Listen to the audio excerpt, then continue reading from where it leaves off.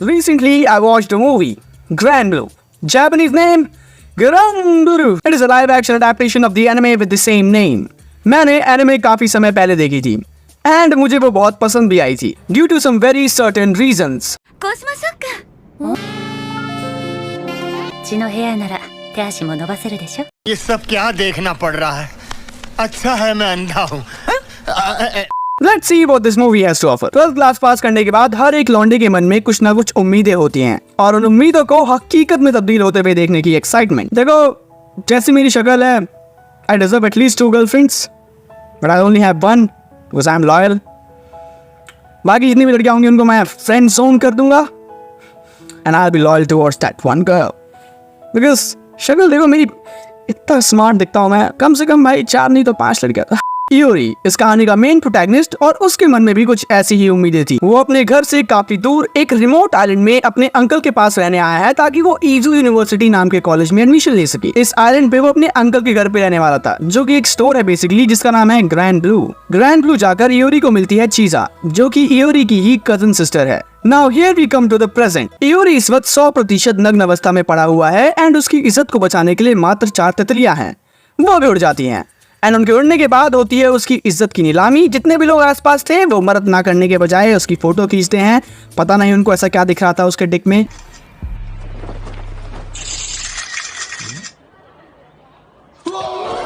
मेरी अंडरस्टैंडिंग से इस चीज के 2 कारण थे, या तो भाई साहब के पास बहुत ज्यादा ही बड़ा था या बहुत ज्यादा ही छोटा। इयोरी के इस जोरदार कारनामे को देखकर पुलिस डिसाइड करती है कि भाई हमें तो इसे एक इनाम देना चाहिए और इनाम में होंगे बहुत सारे मोटे मोटे डंडे। इयोरी को वो इनाम नहीं चाहिए था तो वो भागने लगता है और भागकर एक जगह पर छुप जाता है। वहां पर जाकर वो सोचता है कि भाई आखिर वो यहाँ पर पहुंचा कैसे। तभी उसे याद आता है कि कैसे वो ग्रैंड ब्लू आया था, उसने वहां पर चीजा को देखा था एंड उसके बाद उसकी याददाश्त वापस गायब हो जाती है। तभी वो अपने हाथ देखता है और उसके हाथ में कुछ लिखा हुआ था। अब वो अपनी इज्जत को बचाते हुए किसी तरह से उस जगह पर पहुंचता है जिसके बारे में उसके हाथ और पैरों के ऊपर लिखा हुआ था। वहां पर जैसे ही वो पहुंचता है उसे देखते हैं कि उसके अंडरवियर ऊपर लटके हुए थे और नीचे ही ट्रैम्पोलिन भी था। तो वो किसी तरह से उसके ऊपर कूदता है और वो अंडरवियर बचा लेता है। ऐसा करने के बाद वो सीधा निकल जाता है ग्रैंड ब्लू के लिए, ये जानने के लिए कि आखिर वो यहाँ पर पहुंचा कैसे। जैसे ही वो ग्रैंड ब्लू जाता है उसे वहां पर मिलती है वापस से चीजा, लेकिन जैसी वो हालत में था, अगर कोई और लड़की होती तो शायद वो उसे चप्पलों से मारती, लेकिन चीजा अपने कमरे में चली गई चुपचाप से। अब चीजा का पीछा करते हुए इयोरी भी जाता है उस कमरे में और कमरे में जाने के बाद ये होता है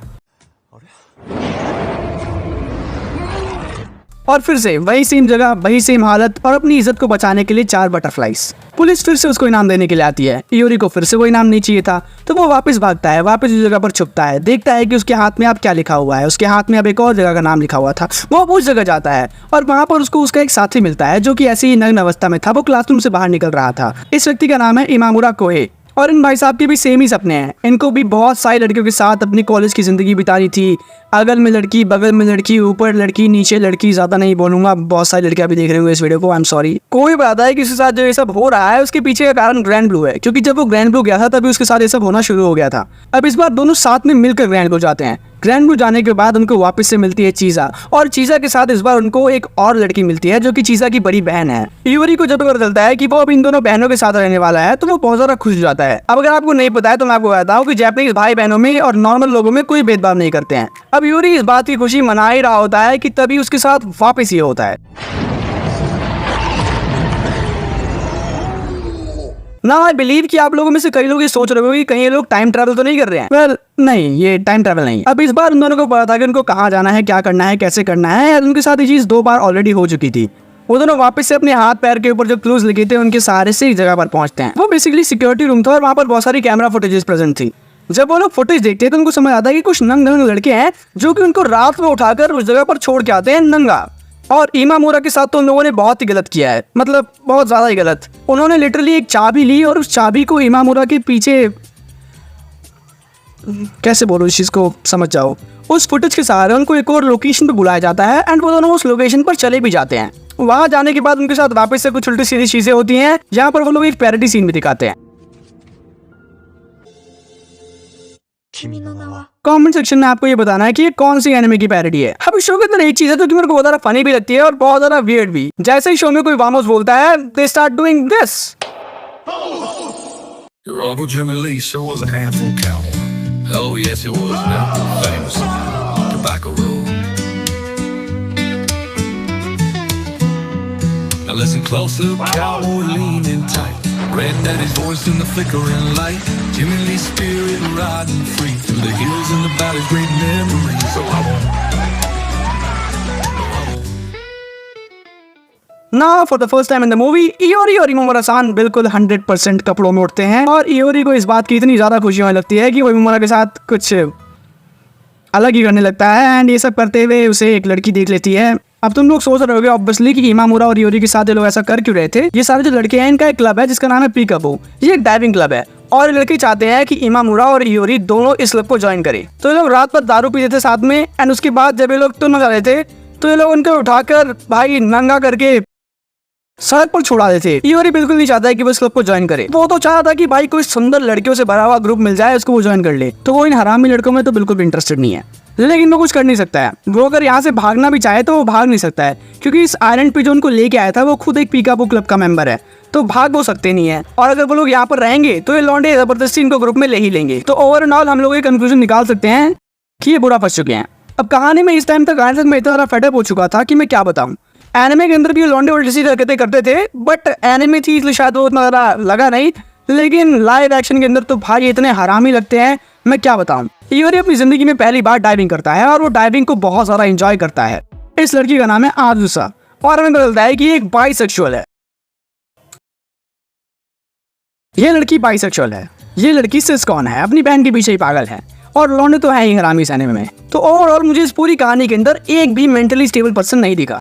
बट इयोरी को स्कूबा डाइविंग में मजा आने लगा था। अब स्कूबा डाइविंग करनी है तो ऑब्वियसली इक्विपमेंट्स तो चाहिए ही और इक्विपमेंट्स के लिए लगेंगे पैसे। पैसे तो उनके पास थे नहीं। तो एक ब्यूटी कंपटीशन होने वाला है जिसको जीत कर ये लोग पैसे कमा सकते हैं। तो इयोरी किसी तरह से चीज़ और कोई को मानता है कि वो दोनों इस कंपटीशन में हिस्सा ले लें at least. Competition begins. First contestant. देखो किसी की शक्ल के बारे में मजाक नहीं बनाना चाहिए और मैं उड़ा भी दे रहा हूँ। लेकिन भाई ये क्या है? What in the world you're trying to do by painting your face like this? फिर उसके बाद चीज़ आती है। वो लग तो ठीक ठाक रही थी लेकिन फिर हमें पता है कि उसने दारू पी ली है और अब उसने दारू पी लिया तो फिर लफड़ा तो होगा ही। And then she starts doing लफड़ा। वो 2 साल लौंडों को मार देती है गलत जगह पर और बस फिर एंट्री होती है एक दूसरे क्लब लड़के की जिसके प्रति लड़कियां पागल थी। अब वो लड़कियां क्यों पागल थी इसके बारे में मैं अभी तक सोच रहा हूँ लेकिन भाई होता है लोगों का ब्यूटी में अलग अलग टेस्ट होता है। फिर एंट्री होती है कोए की। कोए सीधा आजुसा के पास जाता है और उसको आस्क आउट करता है डेट के लिए। लेकिन तभी ये सब होते हुए वो लड़का देख लेता है और वो सोचता है कि भाई यार ऐसे करेगा तो ये जीत जाएगा। तो वो भी एंट्री लेता है यहाँ पर और वो प्रपोज कर देता है आजुसा को। अब आजुसा के पास ऑप्शन था कि भाई वो किसको चुनेगी तो वो चुन लेती है इस दूसरे क्लब वाले व्यक्ति को। एंड लौंडा भाई बहुत खुश जाता है कि भाई चलो मैं तो जीतने वाला हूँ। लेकिन तभी मुझे लगता है कि जो लड़की थी लड़की नहीं थी, इट वॉज इयोरी। Now after all this, they win, they get money, they buy equipments. Equipments मिलने के बाद वो लोग जाते हैं डाइविंग सीखने के लिए। डाइविंग सीखने के बाद उनको मिलता है लाइसेंस मिलता है और इन सब चीज़ों के दौरान वो लोग बहुत ज़्यादा एंजॉय करते हैं। और इन सब के बीच में ही ये लड़की भी ज्वाइन कर चुकी थी इनके ग्रुप को अब। And over and all they were enjoying a lot. But अब जब इयोरी और इमामुरा को लाइसेंस मिल चुका था वो एग्जीक्यूट करते हैं अपना प्लान जो कि वो शुरू से ही बना रहे थे। और वो प्लान ये था कि वो किसी तरह से सीखेंगे डाइविंग सीखने के बाद वो पानी के सहारे खुद ही तैरकर अपने घर चले जाएंगे। Obviously that sounds stupid, but झेल सोचा उन लोगों ने। And they start doing that. वो लोग डाइविंग करने जाते हैं। They start diving. लेकिन as I told you, they had to be tortured here. वो लोग यहाँ से बाहर नहीं जा सकते हैं। So they were not allowed to go outside from this island. इन पीकाबू क्लब वालों के हर जगह खबरी थे।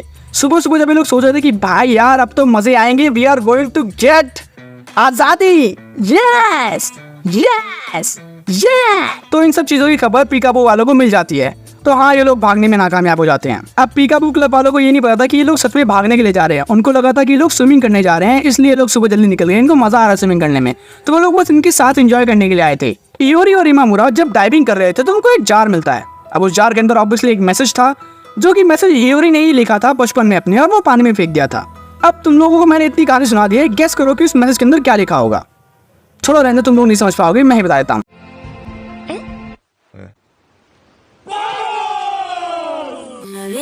Corta sin parar, mirar y de reír para celebrar. Cada momento hay que gozar, como si mañana no va a llegar. El sol brilla y hay que cantar, el corazón no deja de vibrar. La pasión nos hace volar, ni que fuéramos, quiero gritar. Vive rápido amor sin pensar, ríe fuerte, siente el compás. Baila siempre, sigue sin más. La vida es quickie y no va a esperar.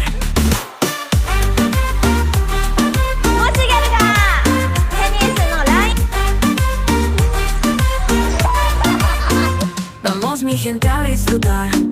No hay tiempo que desperdiciar. La energía no tiene final. Todo el mundo aquí a contagiar.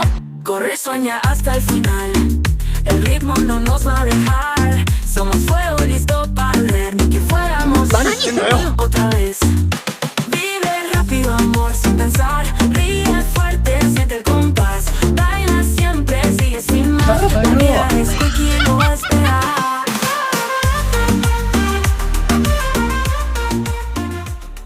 और साथ ही साथ एक के साथ